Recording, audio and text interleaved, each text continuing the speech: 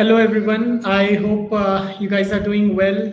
I'm really excited to host this webinar on a very interesting topic, something that I feel that everyone who is interested into understanding how GIS development works can look forward to. This will be a short 90 minutes, 60 minute to 90 minutes kind of webinar where even though I have created the documents, I would want to do live coding along with the presentation. The reason why I have decided to do live code is because when you do live coding, you actually make a lot of mistakes. And in a way, this is good because once you do live coding, you can get into the mistakes and you can try to find out answers to those mistakes. Luckily, we are living in an era where every day new AI models and chatbots and LLMs are popping up, which are helping us to be a better developer every single day. So definitely we will be leveraging those AI models such as ChatGPT, Google Gemini, etc. And at the same time, we will also be using the traditional way, which I still feel holds a lot of value, such as like trying to find out answers on GitHub or even on Stack Overflow, for the matter of fact. So I'm excited to bring this webinar to you guys. And if during the webinar, if you guys have any questions, feel free to put them in the chat of either LinkedIn or YouTube, wherever you are streaming this. And I'll try to answer as much as possible. So what exactly are we going to do today? We're going to talk about putting maps on the web. And this is a webinar sponsored, of course, and the entire logistics is been done by Rotterdam Private Limited. And just to give you a little bit idea, that's essentially the agency that I run. But again, it takes a lot of efforts and logistics in order to make a webinar like this. So shout out to everyone who helped in making this happen. Uh, Now, this is going to be a presentation as well as coding side by side so that I can also make some concepts clear for you and show you the real life example. Now, what are we going to cover? We are going to cover topics such as introduction to Leaflet.js. I think introduction is very important part because once you understand how Leaflet.js works, you can replicate that throughout all the web related JavaScript APIs for maps available out there. And this is true. Like I have used a lot of them, and I found out that basically once you understand how to do things, or once your logic is clear, you can then build it across all different JavaScript libraries out there. So we're going to have a look at introduction. Then we are going to see how you can add your own data. You can add various types of data sets on the map. That includes vector data, raster data, even non-GIS data like image and videos, etc. Then we are going to move into enhancements such as like how do we create styles, or maybe add new base maps, or maybe add pop-ups to our map. This will be an interesting thing because this is actually where interaction lives. So far in adding the data, we have just added the data, and as a user or as a viewer, users can just see the data. But using enhancement, we will be able to make it more interactive, and thus improving the time user spends on your website. And finally, I will also touch on some of the topics of advancement, such as how to use interactions or how to do draw, etc. By no means this is the end of Leaflet.js. Of course, I am just touching the surface enough so that everyone who doesn't know how Leaflet.js works can understand, and can understand the logic behind Leaflet.js, and can truly appreciate the value that it tries to bring. Few days back only, the podcast by the founder of Leaflet.js was out, and it's one of the most amazing podcasts I've ever heard. So I would highly recommend everyone to check that out as well. Now, before wasting any more time, let's now get into the presentation. So a little bit about our company. So there are plenty of fishes in the sea, so why to work with us? We have been providing this service for more than 4 years. We are Startup India recognized. We are open source believers as well as contributors. So we do a lot of activities at our agency, which is about contribution to the open source. We have clients across all 6 continents. That means we have worked in all different time zones. Yeah, we are definitely looking for a client in 7th continent. So if someone knows someone, if someone knows where how we can provide service in 7th continent, please do let us know. And we also provide supports and training. So if you or your agency or your body is looking to do training on open source GIS on various topics ranging from front end to back end to DevOps to development to deployment to database or even machine learning for that matter of fact, you can reach out to us over email or visit our website. All right, that's enough about us. Now let's get into the meat of the today's presentation. So what exactly is Leaflet.js and why exactly we want to use Leaflet.js? So here are a few examples of the maps, like why people use maps. That is the first question. Maps, I believe, are the easiest way to convey some information that is otherwise absolutely impossible to share. For example, where things are. For example, where is this office of Hiranandani Construction Private Limited? Or where is the office, or where is the hospital 9 Pulse here in Nasik? There are so many things that you want to show on the map, and in a way it makes sense because when you show maps, it's easier for the end user to make it relatable with his or her current location, and that serves a purpose because when you show a map, users will definitely spend more time on your website, thus improving your ranking, and at the same time they can get the value that they want out of it. But there are few things that I feel that we need to understand as a map developer or as a map consumer.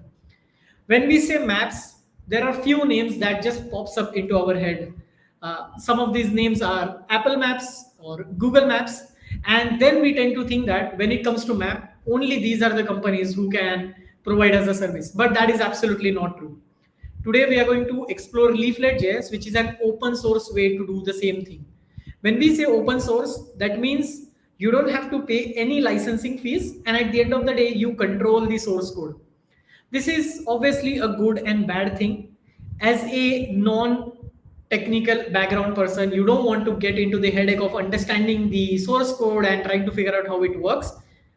But at the same time, you want that control that I can change things whenever I want, and I don't want to pay, let's say, a monthly subscription fees. And that is exactly where having these open source tools comes into the picture. There are various open source tools for mapping such as Leaflet or Open Layers or even Map Libre and Cesium.js as well, which can allow you to put things on the globe. By the way, if you want to have another webinar related to Cesium.js, you have to just comment it in the chat box and we'll make sure that we make it happen. All right, now I want to talk a little bit about the ideology behind like how exactly this web map works. And I want you to pay close attention, because once you understand how this works, this knowledge can be used across all the JavaScript frameworks out there. Of course, things might be a little bit different here and there, but the underlying idea is always going to be same. So you will have a big container of the map. So you have something, when you go to Leaflet, you have l.map, which is like leaflet.map. When you go to open layers, you have new ol.map. When you go to Mapbox, you have, again, I think mapbox.map, something like that. So map is that essentially the big object inside which everything else is written. So all the methods, all the classes are part of this bigger map component, inside which then we have smaller components, each having their own use. So for example, view is important because all the characteristics that we place in this view are used to define how the map should look like. What should be the center of the map, what should be the projection of the map, what should be the zoom level of the map. And there are many more properties, such as what should be the minimum and maximum zoom level, what should be let's say the extent that you don't want users to go out of that, so you want to fix the extent of the map, and so many things. Now again, these settings will actually depend upon what library that you are using. So one library might have more options compared to another one, and ultimately it will depend upon your use case. But for this webinar, we are going to stick with Leaflet.js. The second one that we have is layers. So layers is basically the elephant in the room. So all the data that you want to stream, let's say from different platforms, or you have your own files in your system, or you want to get the data from database, or maybe if you also want to get the data from APIs, all these things will come as a part of layers, I would say box. And then, as I said, different types of layers can be divided into different types of categories. So GeoJSON is a vector layer, while WMS and tile is a raster layer. Similar to that, if you decide to create your own data on the fly and load those latitude and longitude on the maps, then obviously those will be part of vector layers. Whereas, like, let's say you have an image and you want to show that image on the map, that will be part of making a raster layer. Now, the examples that we have seen earlier for Nine Pearls Hospital or Hiranandani construction, all those are just simply one point, locating the premises. But that doesn't have to be like this. You can actually show polygons of your premise and maybe show different premises with different colors. So maybe something can be your entry gate, something can be the road, something can be the let's say the main building that you have or a garden that you have. Imagine that just having one point saying that this is the office versus a good number of polygons saying that, okay, inside our big campus, we have cafeteria over here, we have main building over here, we have computer room over here, etc. This will be immediately become interactive, and people will definitely love it. Now, to make it interactive, that is where the third and I would say one of the most important as well as complicated box comes into the picture, that is intersection and control. Lot of things that we want to do with our map except just showing will be part of this interaction and control. Now, this doesn't have to be a separate box altogether, because a lot of the views, a lot of the layers will have their own controls attached to them.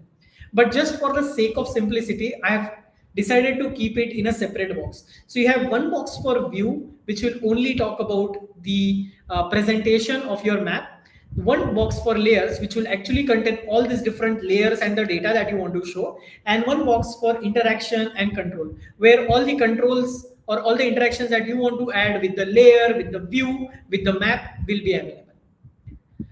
Now, how do we go ahead? I think it's time for us to get into the programming or into the coding side of it. Now, for some reason, you're not able to code right now, or you don't want to code right now, you just want to have a look at it. You can just you can just watch this stream, of course. But if you want to code along with me, there are two options. One is that you can actually click on this code sandbox link that you can see in the presentation, or the another way is going to this GitHub link. That is, I'll just put this GitHub link in the chat for everyone also to have a look at it.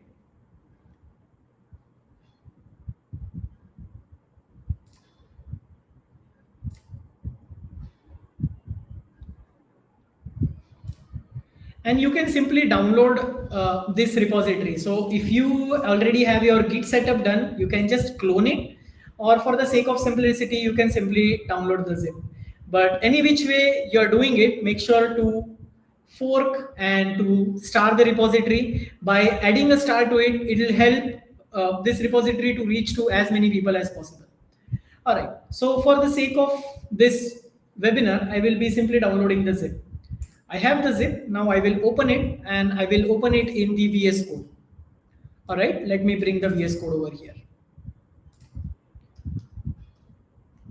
Okay, great. So this VS Code has all these different HTML files that we are going to walk through as we move ahead. And it also has some of the data that you can use along with these different HTML files. Okay, so now it's time for us to do Leaflet installation. I'm not going to walk through the files. What I want to do is I want to show you the way I will do it whenever I'm working on a project as a beginner. So the first thing is that, okay, I know that I have to do Leaflet installation. So the easiest thing that I will do is I'll just simply go to Leaflet.js and I will try to look at the code that is available. So I can go in tutorials, and here is a quick overview of how I can add a leaflet on my map. So there is this CSS link, there is this JavaScript link, there is this map, then there is this CSS properties, and voila, after adding few lines of code, we have our map ready. Now this looks interesting. Let us try to do this. To do this, I will again go to my VS Code. And as I said, I will not be using this. I will be creating a new one. And I forgot to add HTML, so let me just add HTML to it. Now I'm using VS Code over here, but that doesn't mean that you have to use VS Code. You can use any code editor that you are fan of or you want to use.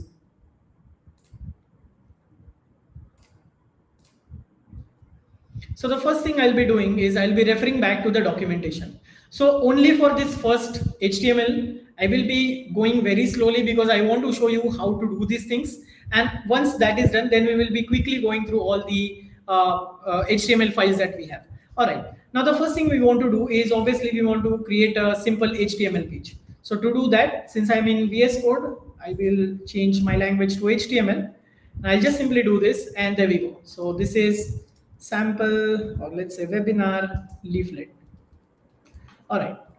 So far so good. Now if I write leaflet over here, and if I just hit on go live, this will create this page with a leaflet written in it. All right. Now for us to put the leaflet map, we will have to import leaflet CSS and Leaflet.js. So first we will import leaflet CSS in the header, and then we will import Leaflet.js. Leaflet is quite lightweight library, and that is one of the reasons I love it for various different projects that I do, because it's just so simple to use Leaflet, and at the same time it's very lightweight. So your web applications will be amazing, and they will be very fast. All right. Now since we have added all these CDNs that we need, next thing is to put div, where we want to give certain ID. All right. So I will remove this leaflet and I will put this div of an ID map.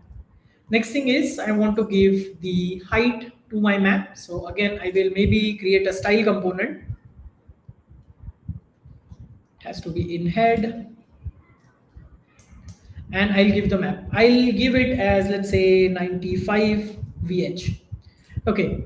So far, we have just created a div with the ID of map. Of course, there is nothing in it, but you can see that it is covering a good space on my screen. So we are okay with this at this point of time.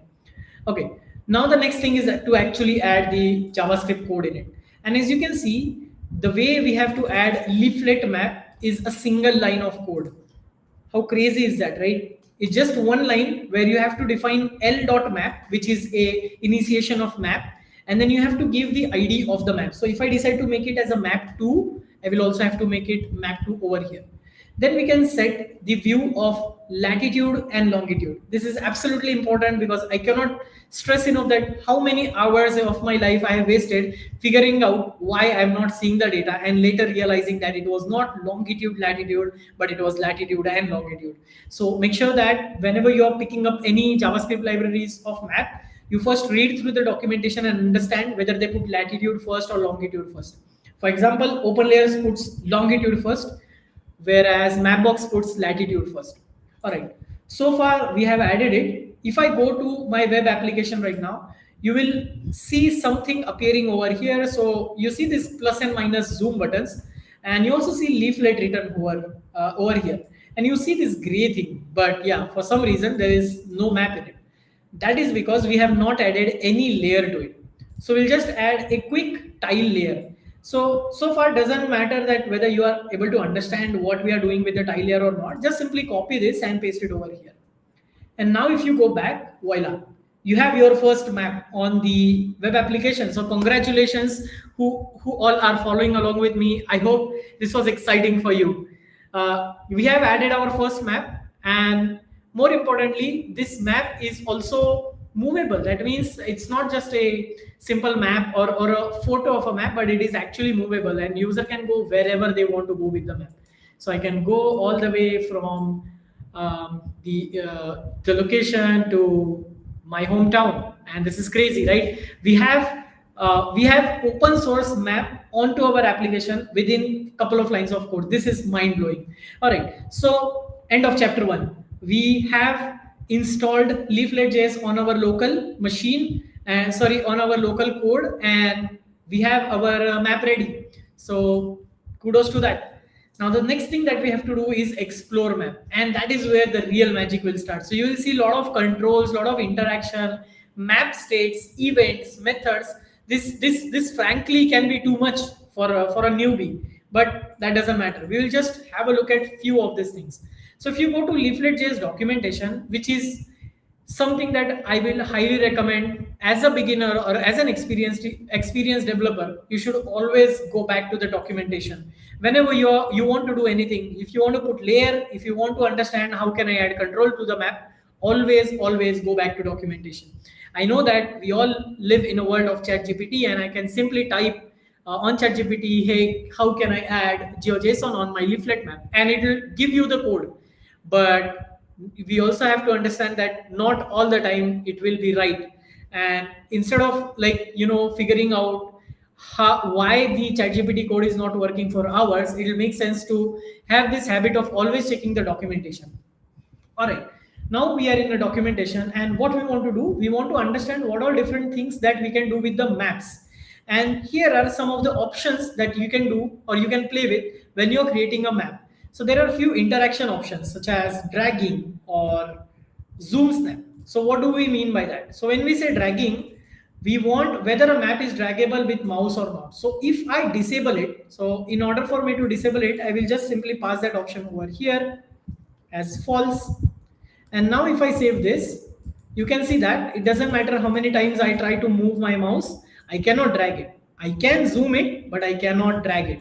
So this is how we can set up various types of options available for us in the documentation. Another thing is zoom snap. So like how much zoom you want to do whenever someone sorry, that is zoom delta. Like how much zoom you want to do when someone tries to zoom in or zoom out. So if I decide zoom delta value as, let's say 10, or 10 will be too much actually. Let's say 5. Now if you go over here, and of course since I have to zoom, I don't need drag. But now if I zoom out, you can see that now the map is changing. I cannot still move my map. I'll just simply remove this and I'll do zoom snap. Zoom snap. This is the first mistake that I have made. So let's see how many mistakes that I will make throughout this entire webinar. All right. So zoom snap actually talks about that what is the nearest integer where we have to zoom. And now if you see, if I zoom out in a single zoom, I am going out of the country. In a single zoom, I am going on a city level. And in a single zoom, I am going on a block level. So this is how we can actually,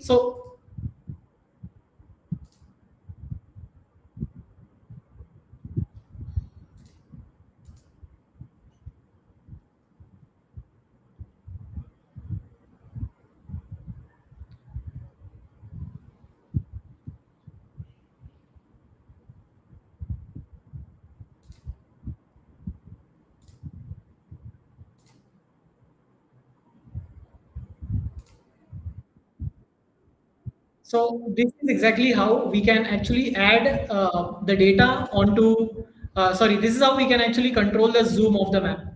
All right, now coming back to the documentation, we are trying to do zoom map. So as I said, we can control zoom, we can also do box zoom, we can do double click zoom, and we can also do zoom snap. So these are all different types of options, and of course there are many more options that you can explore onto the documentation of the map.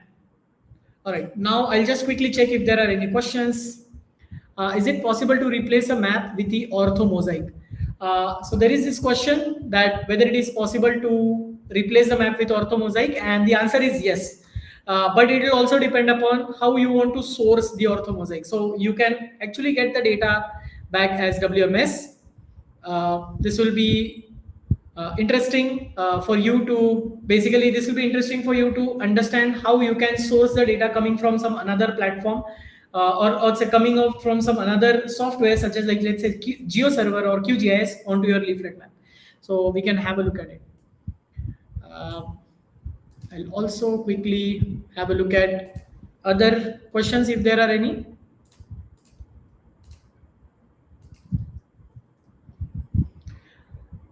All right, now we can move forward. So the second thing was explore map. So as I said, we can control, we can also add interaction, or we can also play with the map state. This is interesting. So let's say that what I want to do is I want to play with the map state. So what do we mean by that? Is I want to understand at any point of time what is the bound of my map. All right. So first of all, I want to understand what is the current bound of my map. So to do that, I will simply copy this and I will paste it over here. So this map.getBounds is a function that is available. Now if I go to my map and look for the console log, you will see the bound of north, east and southwest is available. If I decide to change my map and run this thing again like map.getBounds, I will get the bounds, the latest bounds. And of course, these bounds will be different than the one that you had earlier. All right. Similar to this, there are multiple other properties also that we can get. So for example, we can do something like map.getCenter, which will get you the center of the map. You can do map.getZoom. This will get you this zoom, the current zoom level of the map, and so on and so forth. So as I said, there are various things that you can get from the map, and all these things you can find over here. So map state. So you have center, you have zoom, you have minimum zoom, maximum zoom, get layers as well. So I can also do map.getLayers, and it will get all the layers for me. Okay, I think we will have to see whether the get for the layers is allowed or not. So we have add control, we have remove control. Let's see if we can get zoom. All right, so we have get center, get zoom, get bound, get min zoom, get max zoom. We don't have get layers. Get layers is possible in open layers, not in Leaflet.js. So my bad. We can also get like maximum zoom, get size, get pixel bound, and so many things. Just like that, we can also set things. So just like how we have get to get the data, we also have set to set the data. One of the very simple example of this is maybe to set a different, let's say lat long as a center of the map. So to do that, what I can do is I can actually do set view, where then I can pass information. So we want to do lat long first and then the zoom. So this is very similar to how we set it over here. So if I copy this and let's say I will just go to someplace else, maybe somewhere over here. So yeah, I think we are at the top of the world. And now if we try to do this, you will see that our map is now set to the new location. This is exactly what set view will do for us. All right.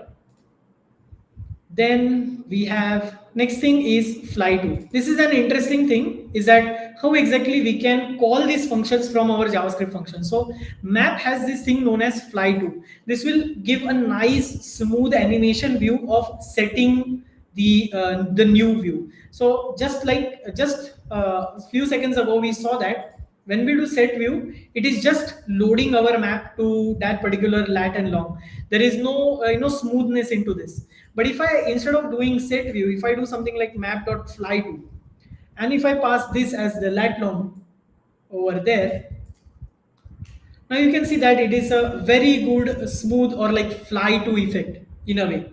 So these are all things that are available by Leaflet directly, and you don't always have to do it from console. Of course, like you can actually create your own function. So just the way I have created this function, so I'll just add this function over here.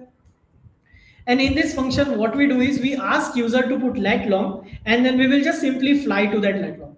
Now, to make it much more interactive, what I will do is I'll add two input variables.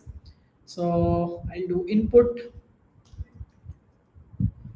number, let's say lat, and I'll add one more, which will say longitude. Placeholder will be put latitude, and I'll add one more, which says long, and I'll say put longitude.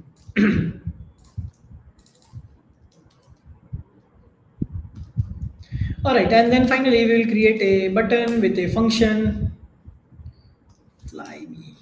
All right, so we can have function that we want to do on click as fly map. And what I'll do is to get the lat, I'll get it from, let's say lat is equal to parse float of document dot get element by id lat dot value, and then I'll do same for longitude, and then we will pass it over there. So hopefully this will work and this will not be a new mistake that we'll make. So let's try to put latitude as 21 and longitude as 71. Okay, we got the mistake, and that is cannot read the value. Okay, that is exactly why I wanted to do live session, because this will allow you to understand how to find the errors and how to fix them. And now when we click on fly to, you will see that we got such an amazing flying experience from the location that we were at and the location where we have flown to. So if I do -21, it will take me all the way across the globe where this is -21. So I think it will be, yeah, somewhere down. If I do -71, 21, it will take me to that another location. So this is how you can actually use these functions from JavaScript to basically run your leaflet function. So there is this code. This is not working. Code blocks. Introduction to leaflet. I think there is some issue with it. Just give me a moment. Let me try to fix it. So you might see that the bit.ly link is not working, but everywhere on this webinar, and you can also find the slides to this webinar if you go to rottengrapes/webinars. So you can just go to rottengrapes.tech webinars and put map on the web, and here you can find the link for the code blocks. If you want to download the GitHub repository, if you want to see the presentation, you can simply click over here and you will get to the presentation. From here, you can just simply go to any page that you're interested in and click on that particular link, and just like that you can open it. So yeah, in a nutshell, just go to rottengrapes.tech/webinar/map, put map on the web page, and you will be there. All right, now coming back to the webinar. So this is how we can do like various things with the maps. Next thing we have is adding data. Now this will be interesting thing, because when we say adding data, there are various types of data sets that we want to add, and this can be particularly helpful for people who wants to understand how they can put their own data. Let's say this data may come from their own source or may also come from some other remote source. So it will totally depend upon the from where you want to get the data. But doesn't matter where you are getting the data from, you can source a lot of different types of data into the Leaflet.js. So as I said, there are few which are by default available for us to use right away, such as, so you can see the list. This is quite big. So you have GeoJSON, circle, polygon, polyline, rectangle, etc. You can also use some plugins available for Leaflet KML, Leaflet Spline, Leaflet Marking Cluster, etc. And you also have some of the raster data links. So you can do GeoRaster layer, you can also load WMS layer, you can also load tile layer, you can do image overlay, etc. with Leaflet. All right, so we will try to add some of the vector data first, because most of the time we deal with vector data formats and we want to know how we can add vector data onto the map. So to do that, the third HTML file actually talks about vector data. So what do we do right now? We will, first of all, we will try to just load a basic map. So we have a basic map. Let us try to load that. We have a simple map where I have given a center, I have given a zoom, and I am using tile layer of OpenStreetMap as a base map. Now, the first thing that we want to understand is how we can add a marker, because most of the times that is something that you want to add. There is a question that says that do we always need to refer to ID inside leaflet method? Can't we use other things like type? So basically what I presented earlier, like this get element by ID, is more like a JavaScript and HTML, a simple web development thing, not related to Leaflet at all. So I did get element by ID, but if you are using something like React, you can actually just put references over here and directly source that data. It is totally up to you. So as we talk about Leaflet, it only cares about the lat and long. It doesn't care how you get the lat long. It only cares about that lat and long. All right. Now coming back to our vector data. So the first thing, as we were discussing, the first thing that we want to do is we want to understand how we can put a marker on our website. So to do that, again, we will head back to the Leaflet.js documentation. And Leaflet, one of the reasons I like it is because marker in itself is a completely different layer, because they understand that markers are something that people will use all the time. So they have just created l.marker. So you can simply copy this and you can paste it in your code and you will have the marker ready. As you can see, I have added a new marker over here. And there you go. As soon as I uncomment this line, you will see that now if I go back to my map, not this one, I have my marker available. And we also get some default styling from Leaflet. We don't have to stick with only this type of styling, but just to give you an idea, Leaflet will have some sort of default styling available with us. Now the second thing is, what about polyline? So if you have a set of array which contains array of the latitude and longitude, you can load that as a polygon. Over here, you can see that I have given one more option to it, which is color, and I've given it as a red, and we will explore it more just in few seconds at how exactly I know that I can put color into this. And now if I go back in my map, you can see that I have a polyline. It has 1, 2, and 3 vertices, just like what we had over here. If I decide to add one more over here, let's say all the way across continent by doing -73, you will see that we have a huge line going all the way from India to somewhere in ocean. All right, it's near to the island, but yeah, still in ocean. But that's how you can do it. You can just keep on creating an array which contains sets of arrays having latitude and longitude. Next is polygon. Of course, polygon is very similar to polyline, but the major difference is that basically here you will start polygon, whereas here you started as a polyline. You can see it again contains an array of an array which contains the numbers itself. One of the things that we have to understand with polygons is that polygons will always have a close end.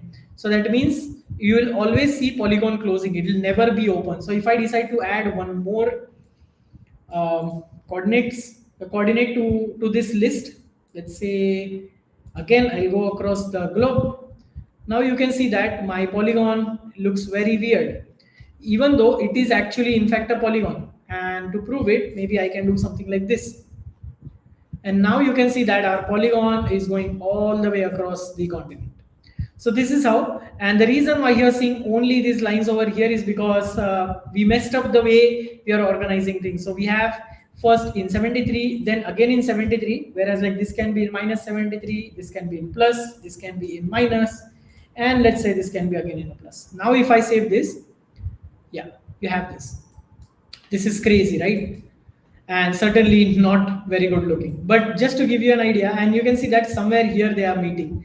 So yeah, I mean, I messed it up, but yeah, just to show you that what are the possibilities that you have with the leaflet.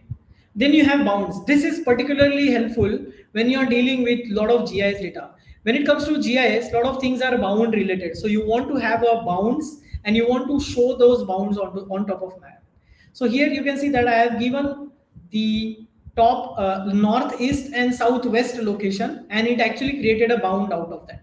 If I decide to make it as 21, you will see that it will be always rectangle in a shape. It will never be like a polygon because it is bounds and it is meant to create a rectangle containing all the area between your like top right and bottom left. Now, what about if you have your own data? So let's say if you have your own GeoJSON file, and for this particular webinar, I have added one sample GeoJSON file over here. If you want to create sample GeoJSON file, you can simply go to geojson.io, and from over here, you can simply click wherever you want to add point, or maybe polygon, maybe rectangle, or even as crazy as circle, and you can simply save this as a GeoJSON file. Okay, now once you have GeoJSON, you can simply load that GeoJSON onto your application by doing fetch, again something that is JavaScript related, not related to Leaflet. You can simply load GeoJSON, and then Leaflet again comes with another I would say function of l.geojson, which means it understands GeoJSON. Since GeoJSON is so widely used, Leaflet actually has a method for GeoJSON. So you can do l.geojson, where you can pass that GeoJSON object, and you can simply ask it to add on the map. Now if we go back, you can see that these points and the circle, this line, everything is coming from the GeoJSON itself. Okay, now what about adding the markers? What about adding the options to the markers, or also methods whenever required? So if you remember in the ideology session, I said that the controls and interactions are not a separate topic altogether, but they are in fact blended together with views and with different types of layers. That means each view or each layer have their own interactions, their own controls, and their own methods to deal with. For example, with marker, we have this thing known as marker property, which we can add whatever we want to do, such as like what title you want to give, and whether you want to keep it draggable, and then we can just simply bind it. Now you can read more about it by going to the documentation, and over here you can see the options, right? So the same thing that basically I did over here. So I just added a title, and I added this functionality whether I want this to be a draggable or not. So by default it is false. That means once you add marker, you should not be able to change the location, but just for the sake of fun, I have made it as a draggable too. Now if I go to my application, of course we have a lot of data, so let me just try to comment some. All right, we have one marker, and now when I click on it, you can see that I have pop-up. So this is the first interaction that we have added. Congratulations. And frankly, I would say as something that we will use all the time.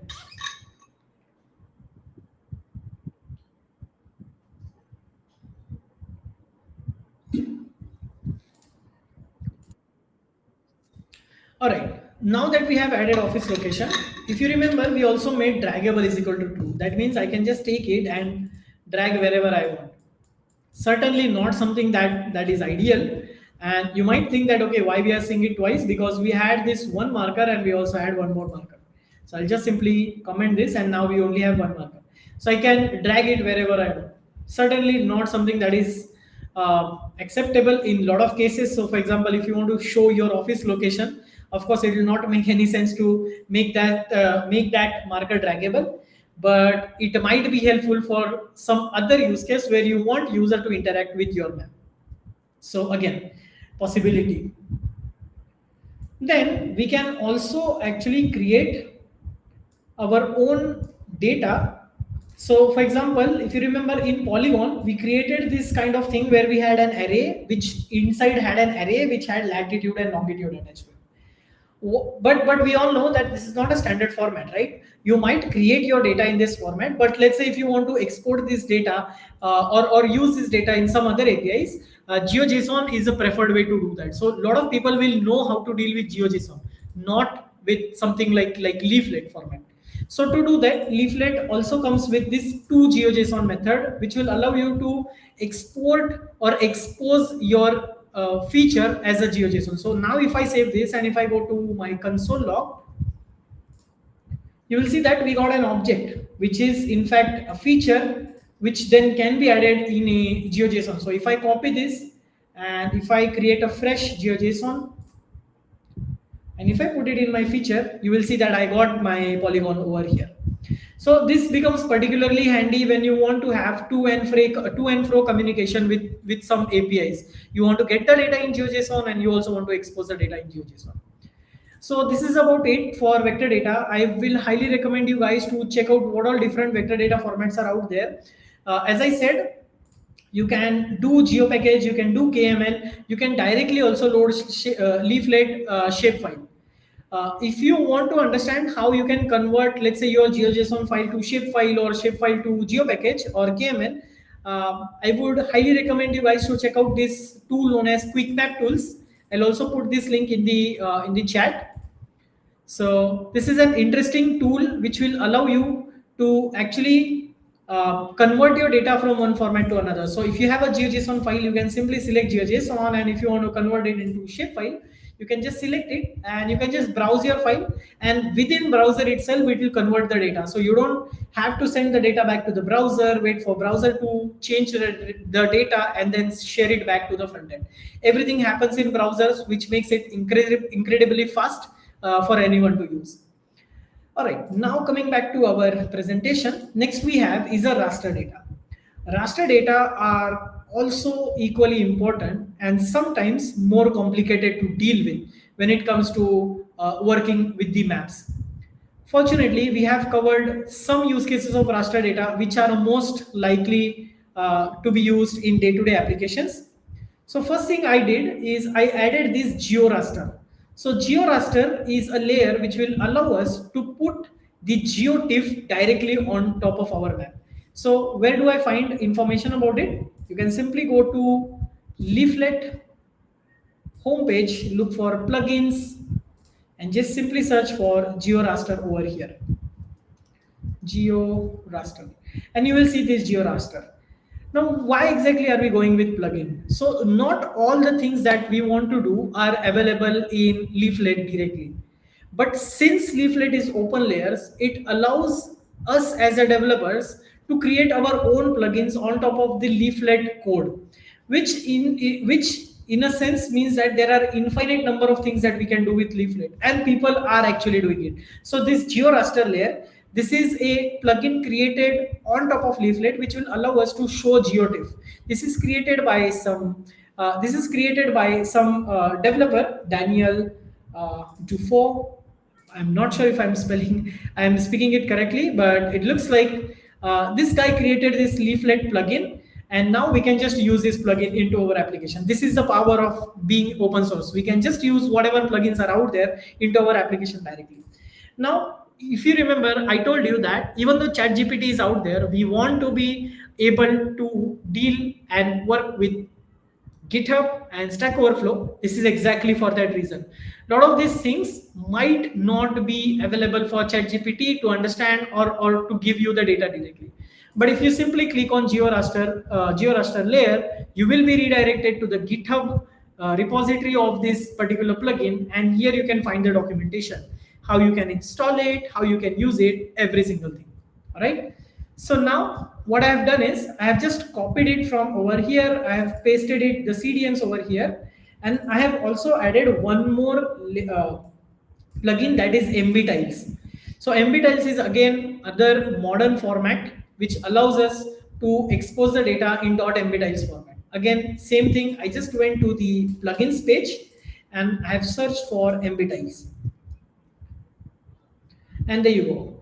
And many times you will find a lot of plugins available to do the same thing, which is in fact a good thing for us because there are other different various ways available to do same thing. Now this can be a little bit picky to understand which to put, which to use, which to put. And the very simple parameter that I use to figure out which plugin I have to use is, obviously I will look for the last commit and how many stars are there. So you can see that this one has like 12 stars, and the last commit was done 9 years ago. I was not even in GIS field at that time. So definitely something that I will avoid. But something like this, MB tiles, it looks like there are 401 stars, which gives me some sort of clarity that people are in fact using it. So that's a good thing. So again, many people, when I talk to people, many people say that the reason why they want to avoid getting into Leaflet is because it is too much dependent on plugins and external things, and that makes them, sort of like bound. If some plugins breaks tomorrow, that might break their code. But the reality is that we have to pick up plugins very with lot of consciousness, I would say. We have to pick up a plugin which has enough interaction, the core contributor is around, and more importantly, we understand the code. So if tomorrow, if we want to make any changes to it, we should be able to do that. That's absolutely important. All right, now coming back to it, I have added MB tiles. Now let's try to understand. So far we have seen one raster layer, and that is tile layer. If you remember, we did tile layers earlier, right? So L.tile layer will allow you to put tiles in XYZ format on top of your map. So a very straightforward use case is to add base maps. So a lot of base maps are out there which provides you XYZ links, and then you can simply use those to add them as a base map. Second is WMS layer. If you are trying to source the data from platforms such as GeoServer or other WMS link providers, you can use this L.tileLayer.wms to actually get WMS, where you can pass the WMS link, then the layer name, then the format, whether you want to keep it transparent, and attribution to it. Once we do that, if we go back to our map one more time, you will see that I will have to start this first. You will see that now we are sourcing the WMS data from some GeoServer to our application, and here are all the roads in New York. So to answer the question that was there in the very beginning, where we can use orthomosaic as a base map, yes, you can do it. Having said that, either you should have your data source as the tile layer that is in XYZ format, or as a WMS. You can also source data from something like web cache. That is a totally different topic altogether.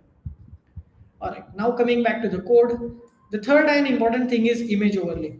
This is particularly helpful when you have a PNG which has nothing to do with locations, but you still want to show it on the map. So one of the ways you can do it is by basically sending the bounds to the image. That means in what particular bound you want to show that image. If you remember, we had a look at bound in our vector chapter. So you can just pass the northeast and southwest location, and basically what the application will do is Leaflet will try to put this image that you have given into that particular bound. So I'll just put this as the center of my map so that we can see the image. And now if I go over here, there you go. So this is basically a PNG image. It has nothing to do with GIS. But since we have passed the northeast and southwest bounds, so now we are getting the data. That is the beauty of using image overlay. Just like image overlay, we also have video overlay. It will work in the similar fashion. I would highly recommend you to check out the official documentation for video overlay. So you can simply go to docs, and that is where you can just look for video overlay. And you can just pass the video, and similar to what we did earlier, you can pass the bounds, and you can just pass the bounds and video link, and it will load the video. As simple as that. All right. Now coming to the satellite TIFF file. So TIFF files are particularly helpful for us when you want to show the data which can be multispectral or multiband, and you want to show this data in a TIFF format. So it can be a cloud optimized TIFF, a COG TIFF, which can be hosted somewhere else, or it might be in your browser, in your file system itself. So just to give you an idea, in my data folder, you will find this satellite.tiff, which we want to display on the front end. Now, since we are using this external package of GeoRaster, we first have to be sure that we understand the documentation of it, how exactly the GeoRaster is being created. Now, you can see that when we go to GeoRaster, you can see that we can just simply load the data by passing the TIFF file and getting the response, parsing it as a GeoRaster, and then that's all. We can also pass resolution, we can pass pixel values to color function, we can pass opacity, and so many things. So as you can see, all these things we can do. For now, we will try to keep things simple. I will pass resolution, I will pass opacity, and the raster file itself. And now if I head over to my browser, you will see that we can load this GOT file available in our machine, in our local system on top of the leaflet map. If I play with the value of resolution, let's say if I make it as 3, you will see that we will see much bigger blob. Whereas like if I go with 3000, you will see that this is much more clear image, but of course it takes more time to render. So you can obviously play with this resolution as to the time it is taking to load thing depending upon your own image.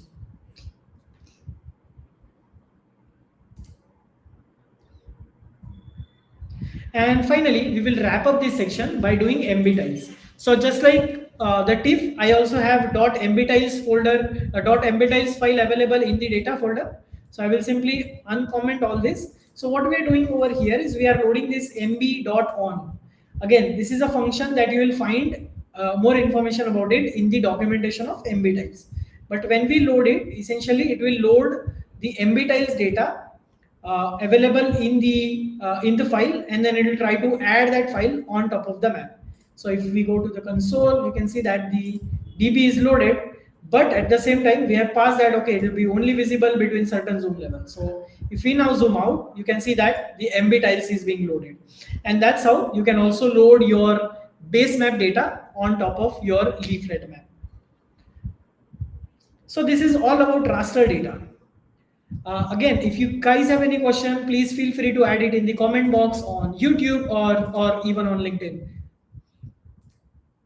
Now, coming back to the next chapter, we have some miscellaneous layers. So these are not, I would not say like this is like vector, raster, and another type. Miscellaneous layers are type of vector layers, or they can be also type of raster layers sometimes. But what we are trying to do over here is basically we are trying to add heat maps or clustering on top of our application. So if you remember, we had different plugins available for these kinds of things. So for example, I have loaded a heat map plugin, which will allow us to create a heat map. And then I have also created this JavaScript file, which in fact contains address points. So I have given latitude, longitude, and some dummy value to it, which will assign the intensity of it. All right. So what do we mean by heat map? So when we say heat map, we want to actually show a map with not exact count of how many features are there, but just a heat map showing all the way from like red to green, red showing that most dense area. So what I have done over here is I have loaded first of all this simple heatmap.js file, which means I have loaded my array, and over here I will simply do l.heatLayer. I will pass my array and I will pass radius as 25. Now if we go to our browser, you will see that we get this heat map. So this heat map will allow us to understand that okay, we have most of the latitude and longitude along this line. If I change this to something like 2, you will see that the heat map is not like that much visually appealing. If we decide to do 20, you can see that now we can see the heat map showing different colors. So you can see red, you can see green, you can also see blue, which is like a glow. But this will give you an idea regarding each of the parcel. And as we zoom in to an individual level, we can see that each individual point is actually shown as a heat map itself. Similar to heat map, we also have clustering map. Clustering allows us to actually get the correct value of cluster. And cluster, again, as you can suspect, is a plugin available that you can download. When we do clustering, we actually see the numbers, like how many points are there in this given polygon, how many points are there in this given polygon. And as we start zooming in, we can see the points actually appearing on top of map. There are various properties of clusters as well that we can play with. So again, I would recommend to check out the documentation of clusters in plugins. So if I do plugins,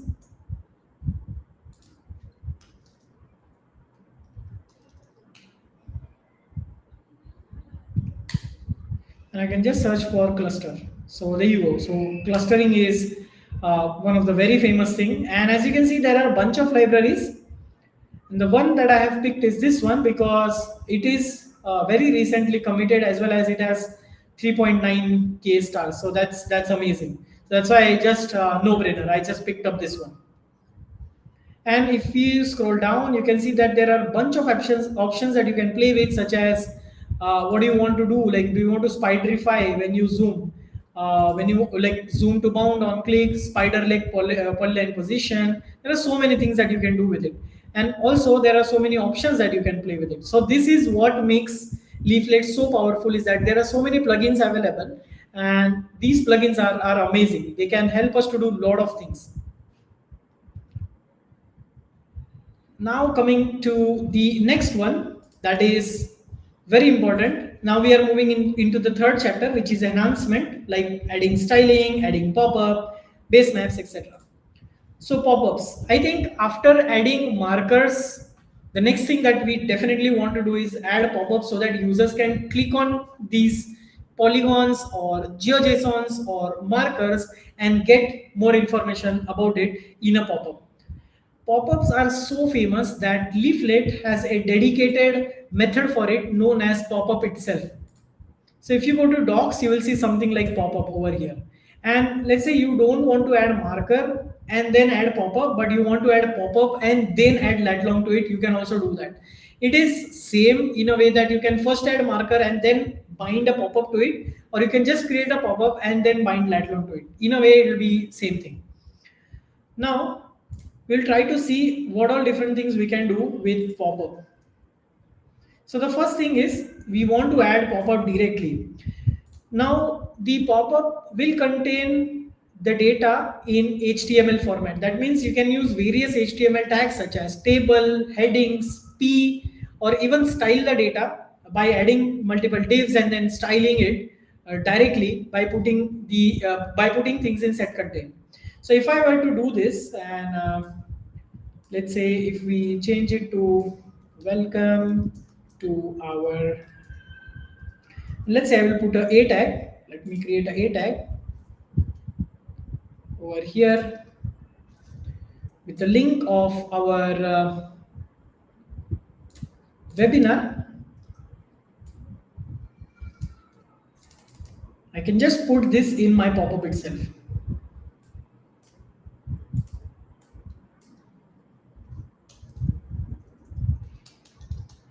All right, now if I save this and if I open this page, you will see that we got the data, and as you can see, we have the P tag, then we have a break, then we have a new line where we have the data, and then we also have the A tag. So you can easily create your own HTML content inside the pop-up. So I can do something like this. I can have H1 tag, and there you go. You have hello world written in H1, and then you have a webinar link. You can just click on it and go to the link. All right, great. But the thing is, you don't see marker now because you have created a pop-up. You have not created marker. That's why it's always recommended to actually create marker and then bind pop-up to it. Now, before we create marker, I would want to show you different options that you have. So for example, if you don't want to keep close button, you can just make it as a false. If you want your marker to be always in the screen, you can set something like keep in view is equal to true. So if we decide to do this, let's say I will comment this earlier created pop-up, and I'll just add this pop-up. And now you can see that when we look at the map,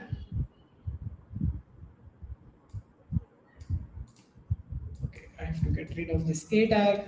All right. Now we have the pop-up, and as you can see, there is no close-up button, and it says that it will keep it in the view. What do we mean by that? If I move my map to someplace else, it will again bring me back, so that it has to basically contain that pop-up. It has to make room for that pop-up. So it doesn't matter where your map is, it will always try to bring it to the level, to the bound where that pop-up is visible. It can be from side, it can be from top, bottom, doesn't matter.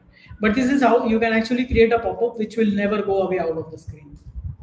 And as I was saying, basically the easy way for us to do is to by adding it on the marker. Now by putting this open pop-up, we will make sure that the pop-up is open when someone loads the page. And again, more information about it can be, you can find out more information about it on the methods available under marker. If I remove this, my marker will have pop-up, but it will not open directly. I will have to click on it and then it will open. So as you can see, when I click on it, it opens. When I click on it again, it just goes away. Now the next thing which you might be wondering is, what if I have a data which is coming, let's say from a GeoJSON file, and I want to create this pop-ups dynamic. That means each pop-up will have a different information depending upon the properties of those GeoJSON features. So for example, I have 3 polygons over here which are coming from this farm.geojson, which has polygon and a property of name. Now, what I have done is I have actually created a GeoJSON feature that we just saw in the vector data format. And there is this thing known as on each feature. Now, this is a property of GeoJSON. So, if you go to Leaflet and just simply go to GeoJSON, let me try to find GeoJSON, and over here you can see that on each feature there is this property where you can write a function which will take feature and layer both, and then based on feature then we can get the properties of those features, right? So what we are doing is we are checking whether the features has properties, and if they do have property, then we want to get name out of that property. And once we get that name, then we want to use that to bind the pop-up. So I can have something like this: the name of the farm is, and then I can give this as the name of my farm, and I can just simply close this. All right, I'll have to do it in between, and then that's all. Now if I go back to my file and if I click on it, you can see that the name of the farm is pear farm. Just like that, I can click someplace else. The name of the farm is potato, the name of the farm is apple, and just like that. So just like that, you can have multiple different types of data in your properties, metadata, and then you can just create pop-up out of those. And as I said, these pop-ups are basically pure HTML. So even if you decide to create a table of all the features, all the metadata in the features, you can definitely create that. The next thing that we would want to discover is the styling. Styling plays a vital role when you want to create good looking map, and it doesn't have to be just a cartographer's efforts, but as a developer I also think that we should make our map easy to understand for everyone first of all, and the colors should make sense. So color based on categories or color based on the type of data will definitely make sense. So if you remember, when we added marker for the first time, I told you that Leaflet comes with a default marker. But if we decide to change it, we can also do that by creating our own icon. So we can do something like l.icon, which will actually create our own icon, and we can pass the URL. So for example, I have this house.png, this file I want to use as a marker. So I can give the file name, I can give the size of the file, and there are multiple things. Like if you have a shadow image, you can also give shadow image, and then you can also define the size of the shadow. So imagine that if you want to do something like sunlight study or something like that, where you want to show trees, and then you want to show shadow of the tree, and you want to show how the tree shadow is changing, or maybe in terms of the the size as well as the angle, everything you can do in Leaflet itself. And then you can simply pass that icon to your my icon. Once we save this, I will again start my server, and let us try to see where we have added this. This is all the way in the continent, so I'll just put that as my home view, and there you go. So this is the PNG of the house that we have added. So just like that, you can create your own icon. Now the challenge for you, I would say, is that can you try to create like a dynamic GeoJSON layer where your icon name will come from properties, and you can have all the files. So you can have, let's say, house, hospital, shop, building. All these icons can be your data folder, but the actual name, like whether this is house or hospital, can be part of your properties. And then you can do that on each feature where you create these icons and then you pass this or set these icons in the loop. So it's a challenge for you. You guys can definitely try it out and share the results with me.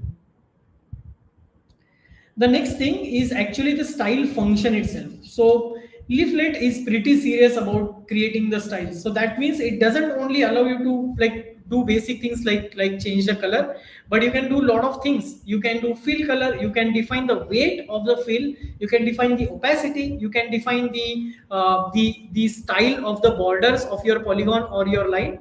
You can also define the color, you can also define fill opacity, etc. And when you add it, this is how you will see the data. Let me again go back to the original latitude and longitude.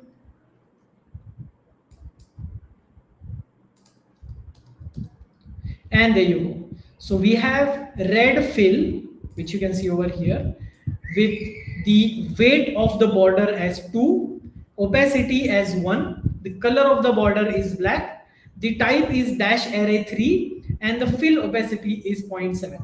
If I make changes over here, such as making it 1, you can see that these are now much more darker.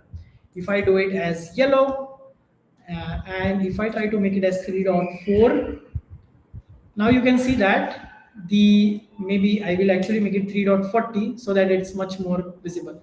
Now you can see that we are getting the dash of width 3 after each 40 distance. So 3 for the line, 40 for the distance, again 3 for the line. So all these things we can control. We can also do something like 1, 5, 2, 5, which means have one line of one width, then 5 spacing, 2 width, 5 spacing. So you can see that we can create so many different types of dash arrays as well. All this information can be you can find all this information in the path option. So this is where you can see that all the things that you can do with styling is available over here. You can also define at the line cap or line join how you want to do it, whether you want to keep it round or something else. So this is how you can do styling. Now the final thing that I would like to talk about before wrapping up this session is the advancement. And the one advancement that we are going to talk about is controls. Controls play a vital role in Leaflet.js because they allow us to make our map truly interactive. And one of the most widely used control is draw control itself. So again, Draw is a external plugin that is maintained by Leaflet itself. So if you search for Leaflet Draw, you will actually land on Leaflet's official repository, inside which you can find Leaflet Draw. Now, implementation of Leaflet Draw might be a little bit tricky, but one good thing about it is that it has so many things built in it. Like once you add it, you can draw line, polygon, circles, markers, everything within one control. So over here, I have made all these required CDNs. I've added all the required CDNs, and first we will upload. First we will explore the draw control.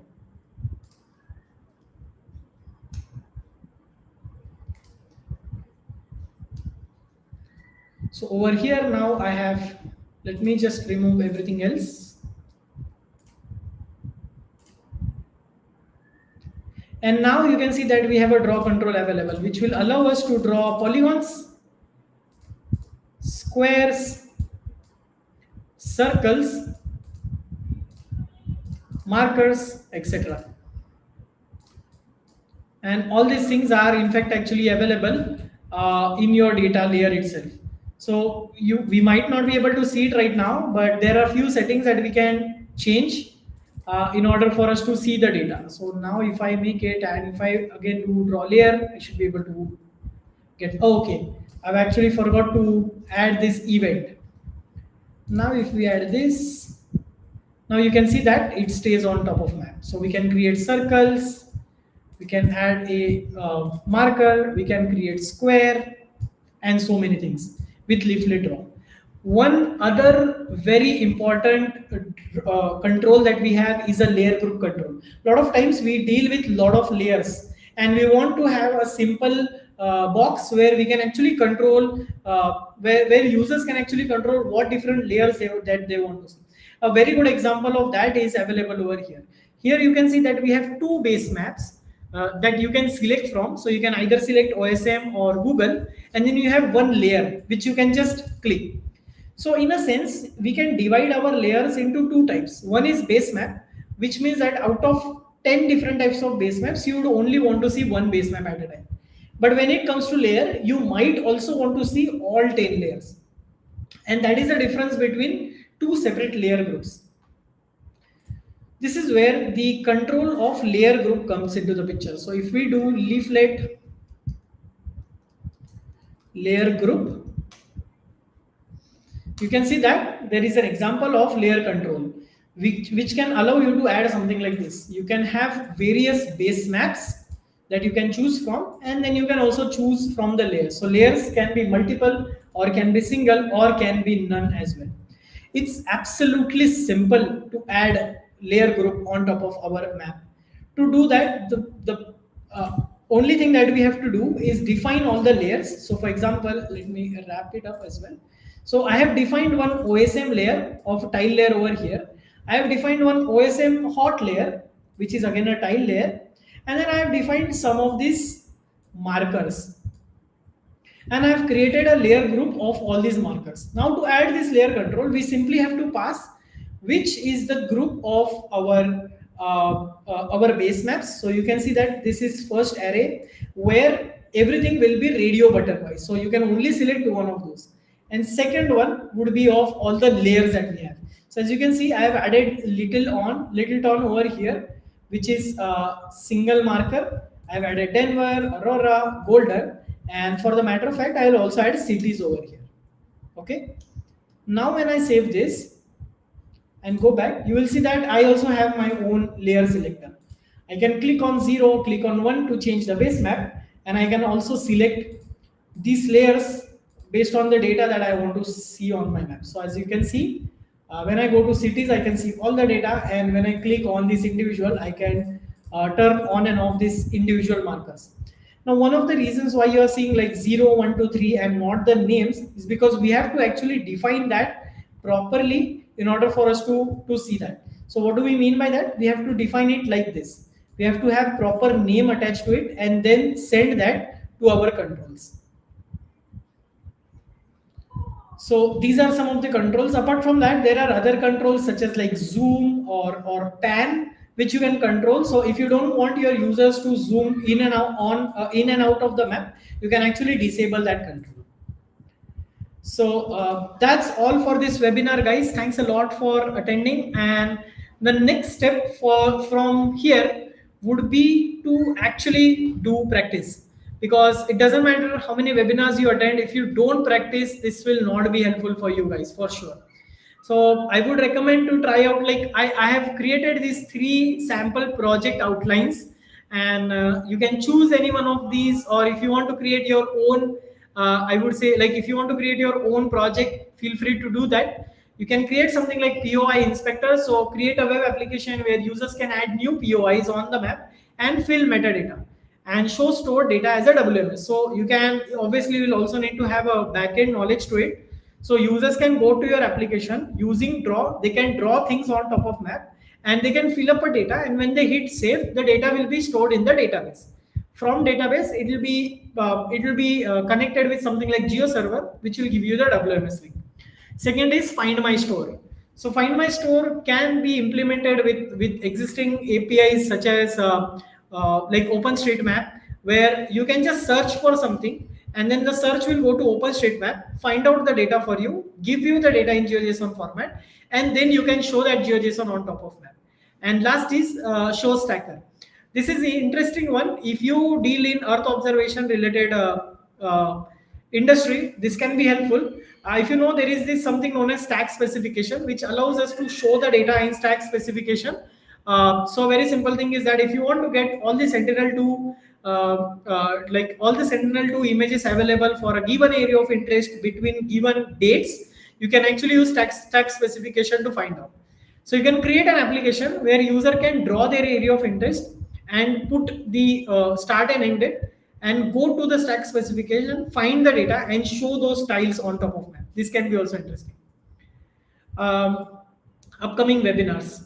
So this was the very first webinar that we hosted at Rotten Grapes, and we are planning to do at least one webinar every month. So upcoming ones are with GeoServer, we have another one with OpenLayers, we have Postgres, we have OGC, and so on and so forth. We have a lot of different webinars coming up. If you enjoyed this particular webinar, I would highly recommend you guys to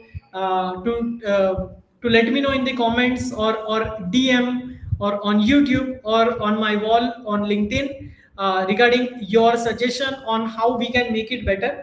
And if you really find this webinar useful, all I ask you to do is, like, you can take a screenshot of this page and post it on your own LinkedIn feed, saying that you just finished watching this webinar, and your comments on it. Feel free to tag me, or to tag my agency, Rotten Grapes Private Limited, in your post. We'll make sure that we make sure that we will always try to improve the way we are delivering content, the way we are adding things to our content as well. If you find this webinar useful, please take a screenshot, and you can definitely share it on your LinkedIn. It'll be very helpful for us. And if you go to rottengrapes.tech, you will find the link of our next webinar that will be on styling on GeoServer, styling in GeoServer. We have tentatively kept the date as 18th of June at the same time, but we might make changes into this plan. You can definitely register your email ID with us in order for us to give you the information about it. We will never share these emails, of course, with anyone else, and neither we will use it for marketing purpose. We have a separate funnel for marketing, and we have a separate funnel for contribution, and this is a funnel that is for our open source contribution. So we will never send any promotional email. So feel free to drop your email IDs, so that we will give you a shout out whenever we are launching new webinar, or whenever we want to do brainstorming about what is the next topic that we should take webinar on. We will make sure to send you the email, and your voice will be heard. Thanks a lot for attending. And once again, if you find this useful, give it a thumbs up, share it with your friends, and we will make sure to make this webinar also available for you to watch later. So thanks a lot, everyone. There's the question that do a webinar on Map Store. Okay, the QR is hidden. Let me just put it over here.